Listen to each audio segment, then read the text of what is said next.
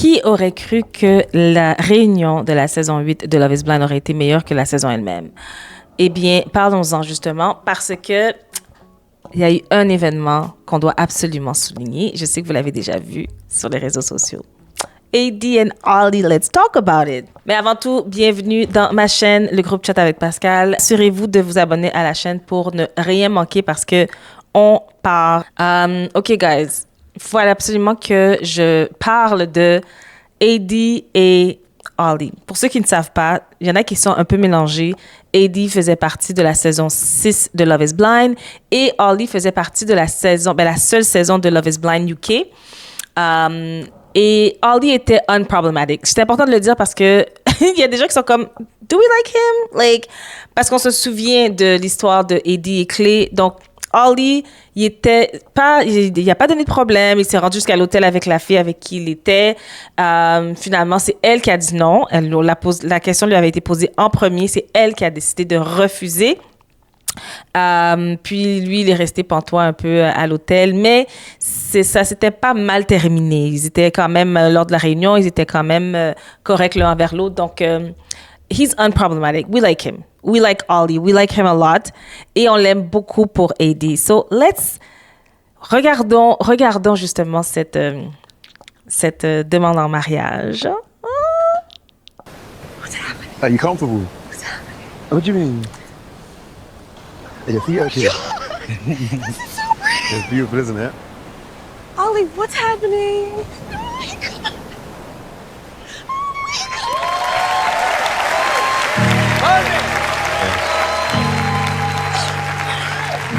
I've got my best friend. You're the love of my life. I've never felt as happy or as I have since I met you. And nothing would make me happier than to spend the rest of my life loving you. Amber Desiree Smith. Will you marry me? That's a yes. That yes? Oh, guys, j'ai versé quelques larmes, je dois l'admettre. J'ai versé plusieurs larmes même. Ouf! Eddie, on sait comment ta saison a été chaotique avec Clay. D'ailleurs, parlons-en de Clay qui a décidé de prendre la parole sur sa... Ouh, cet homme, hein? Clay a décidé de prendre la parole sur sa page Instagram et sur sa page TikTok, en fait, pour dire ce qu'il avait à dire, pour dire ce qu'il en pensait. Lui qui avait quand même félicité AD et Ollie en premier lieu, mais je pense que il a reçu tellement de messages de gens qui disaient « You fumbled the bag, you let her go, t'as laissé partir une bonne femme. » Mais écoutez, si ça fonctionne pas, ça fonctionne pas. Il faut pas forcer les choses, mais... je pense que Clay était un petit peu dans ses feelings parce qu'il a senti qu'il fallait qu'il prenne la parole. On l'écoute. Past 3 months, what did I do? Then I see the comments and everybody's bragging. Clay, ha ha ha. Ollie and AD engaged. You fumble. I'm just like, bro, that's congratulations. Shout out to AD and Ollie. AD always dreamed about being married, and I'm happy that Ollie is going to be able to grant that for her. Bro, no hate in my heart. Me and AD didn't work out just like any other relationship. Sometimes relationships don't work out. AD is an amazing person, and I have nothing bad to say about AD. She's going to be an amazing wife. Bro, that's it. That's what it is. But what's tricking me out is y'all niggas saying that I fumbled. Like, y'all niggas don't know who I am. Mind you, I just bought a boat car. I'm lit. I'm excited. I got a G-Wagon that's about to rent out in Charlotte for $300 an hour. I'm not thinking I fumbled. And then people telling me that I fumble. I'm saying, damn, where I fumble at? But I want y'all to say in the comments, I'm here now. Let me know what y'all think. Like, what's the smoke? What's the smoke? Because... OK, guys. Sincèrement, pourquoi tu peux pas seulement féliciter les gens? Je comprends, les gens t'ont attaqué, mais écoutez, je m'excuse, mais tu le mérites. Tu le méritais. C'est quelqu'un qui est très vocal sur les réseaux sociaux. Mais là, c'est quoi le rapport de t'as acheté un nouveau bateau, tu as telle voiture? Nobody cares. Nobody cares. T'aurais pu seulement juste t'en tenir au fait que tu félicites AD, bravo, et puis on passe à autre chose. Là, c'est genre, t'es sur la défensive pour quelque chose qui finalement n'a rien à voir avec toi. Tu te plains que les gens que tu ne connais pas sont dans tes DM en train de te ramasser comme tu as l'habitude. Mais je m'excuse, mais monsieur, vous êtes sur les réseaux sociaux. Tu es sur les réseaux sociaux et tu commentes sur les nouvelles saisons de Love is Blind, mais tu t'attends à ce qu'on ne commente pas sur toi puis qu'on revienne pas sur toi. Arrête. Passons, j'allais pas vraiment en parler parce que vraiment, le clou de la réunion, c'était la présentation de Eddie et Holly. C'est vraiment ça qui est venu me chercher. On s'entend que c'était le clou de la soirée parce que la saison étant aussi terne qu'elle avait été, aussi blême qu'elle a été, la réunion était un peu meilleure, mais on s'entend que, bon, c'est pas facile de faire quelque chose de mieux avec pas grand-chose. Donc, juste en passant, on va voir l'histoire d'amour de Eddie et Holly. On va voir comment ça a commencé cet été à l'émission Perfect Match. I cannot wait. We love them.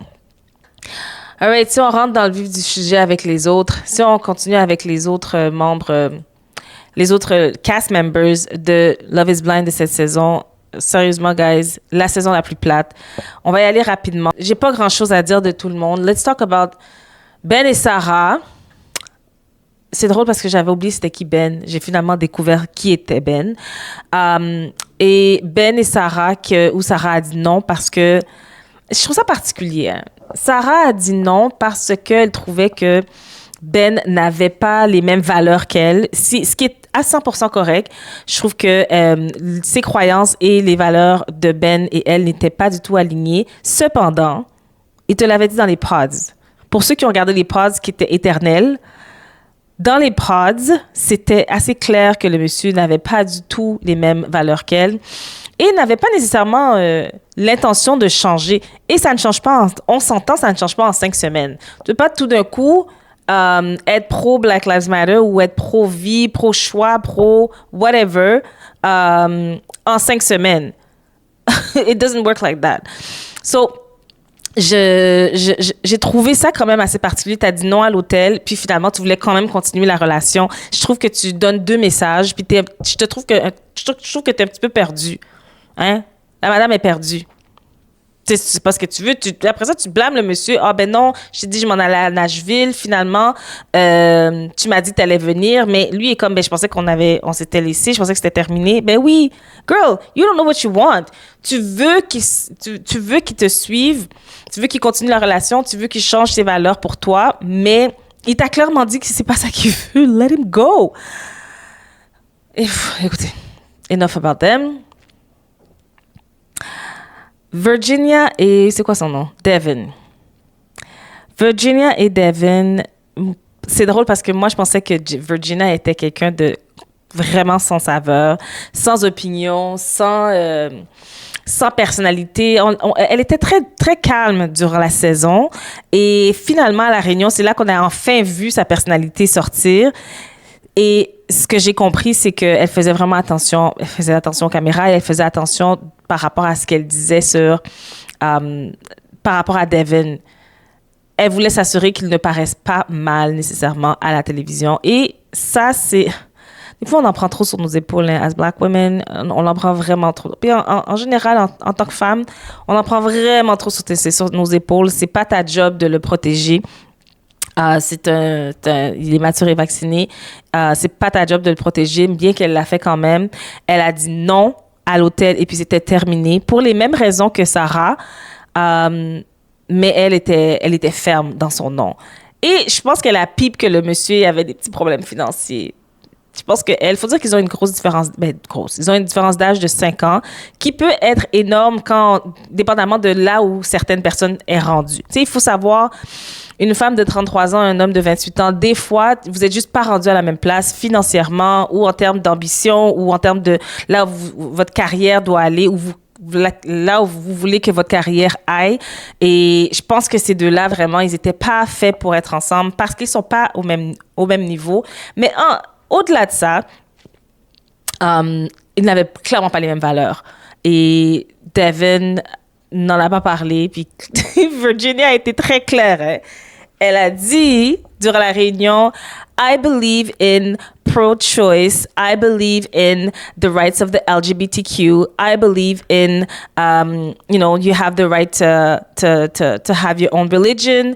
Elle respecte le fait que chaque personne ait sa propre religion. Donc, j'ai apprécié ça de sa part. Je ne savais pas qu'elle avait tout ça en elle. Mais c'était beau à voir. Et ce que je trouve particulier, c'est que cette saison, je pense que c'est la première fois qu'on voit à quel point les opinions, les valeurs et les traditions, les valeurs traditionnelles plus précisément, sont importantes. Ce en quoi tu crois, tes valeurs au niveau de la politique aussi, ça a pris beaucoup plus de place que toutes les saisons d'avant. Puis même si ça a été filmé l'année passée, on s'entend qu'aujourd'hui, on le voit à quel point que ça a un impact. Le climat sociopolitique dans lequel on est présentement a un impact directement sur nos relations, nos relations de couple.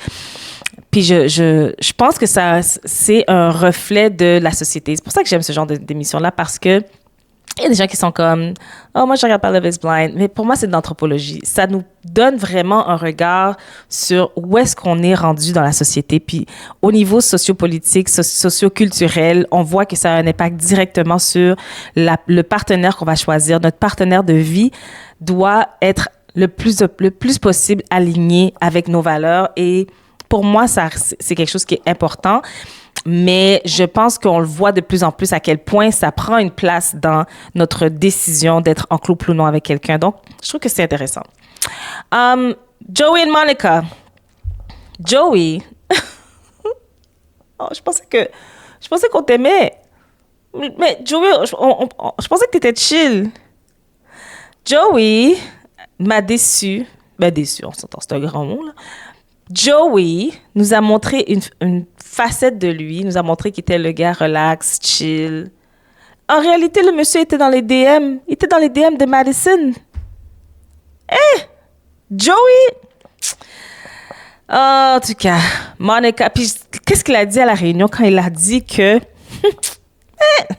quand il a parlé du fait que il sentait pas que la sœur de Monica, parce qu'on sait qu'elle, on l'aime pas, hein, elle est jalouse de sa sœur. Donc, la sœur de Monica ne semblait pas trop l'apprécier lui. Donc, ça a eu un impact sur sa relation avec Monica. That is BS, OK? Tu as donné ça comme excuse parce que tu savais que la population en dehors, hein, nous qui regardons l'émission, mais on l'aimait pas, la madame. Donc, tu as utilisé ça comme excuse pour essayer de toi te remonter, mais non. You're a bad man. Ben, il y a pire que toi, là, mais... Il y a pire que Joey, sauf que that was wrong. Puis tant mieux pour elle si elle a passé à autre chose. Mais apparemment, guys, Joey and Sarah sont en train de se fréquenter. Apparemment. Allegedly. Il y a des photos qui circulent que Joey et Sarah se fréquentent présentement. Anyways. Ensuite, Taylor et Danielle, ils sont cute. Il fallait qu'un couple sauve la saison. Il fallait qu'il y ait au moins un couple qui se marie. Parce que pour moi, s'il n'y a pas de mariage à la fin, c'est un échec. Il faut qu'il y en ait au moins un. Et puis eux, je crois vraiment qu'ils vont rester ensemble longtemps. Les parents sont impliqués, sont bien contents. Ils ont des valeurs similaires. Ils aiment Noël. C'est cute, c'est fun. On aime ça. All right. Lauren and Dave. Je dois dire que Dave, durant la réunion, a très bien joué ses cartes. Dave, il a été très bien coaché. Dave savait qu'il avait eu tort tout au long de la saison. Il a pu voir probablement tous les commentaires de gens qui l'ont vilipendé complètement parce qu'il n'a pas été capable de passer par-dessus le fait que Lauren avait eu une relation avant lui, mais une relation qui était sans lendemain, sans importance dans sa vie. Puis toi, tu étais incapable de passer par-dessus ça. Lui qui a probablement eu ce même genre de relation-là juste avant d'entrer dans la saison 8 dans la maison. Et je pense qu'il a été très bien coaché pour le préparer parce qu'il a assumé toute la responsabilité. Il était conscient que oui, she is the one that got away. Lauren n'a rien fait de mal, elle a rien dit de mal. She was great. D'ailleurs, je sais pas si Lauren a fait quelque chose dans son visage, quelque chose. Elle a fait, she did something. Mais peu importe ce qu'elle a fait, she looks amazing. Elle a fait quelque chose, je sais pas ce que c'est, but it's a great job. Anyways, tout ça pour dire que ça, on n'a pas parlé longtemps à Dave, mais Dave, vraiment, il a été très bien coaché et il est sorti de cette réunion vraiment pas mal, pas du tout écorché, en fait. Et tant mieux pour lui. Et ensuite, en dernier, Madison, Mason, Alex et Meg. C'est leur nom? Guys, ça m'a pris du temps avant d'apprendre le nom des gens parce que tout le monde se ressemble. Bon, Madison, c'est qui encore? Ah oui, c'est elle. Madison, qui est sortie avec ses messages textes, qui, selon moi, ne disait pas grand-chose. Il n'y avait pas grand-chose dans ces messages textes. Essayait de montrer que l'autre était dans tes DM, puis il était d'accord. Puis pour moi, c'était un non-sens. Je ne vais même pas m'attarder là-dessus. J'ai trouvé ça malheureux pour Madison. C'est quoi son nom? Mason? Ouf! Mason, qui clairement avait une plus grande connexion avec Madison. Puis c'est pour ça que je pense que ça n'a pas fonctionné avec Meg. Il était incapable de passer par-dessus les sentiments qu'il avait pour Madison. Et malgré le reveal qu'ils ont eu, c'était cute leur histoire. Ils ont décidé de rester amis. Malgré le petit reveal, j'ai trouvé que c'était cute. Mais la relation n'était pas assez... les sentiments n'étaient pas assez forts de son côté pour pouvoir explorer ça avec Megan. C'est dommage. Meg, c'était pas... Oh, guys. Tandis que Alex, je sais même pas pourquoi il était là. Il n'y a pas rapport. Puis d'ailleurs, sur les réseaux sociaux, apparemment, il y a des allégations d'inconduite envers des mineurs. Allégations. Allegedly. Everything is alleged. En tout cas, c'était ça la saison 8 de Love is Blind. Saison 8. Puis on s'entend que on va regarder Eddie et Holly. Je reviens là-dessus.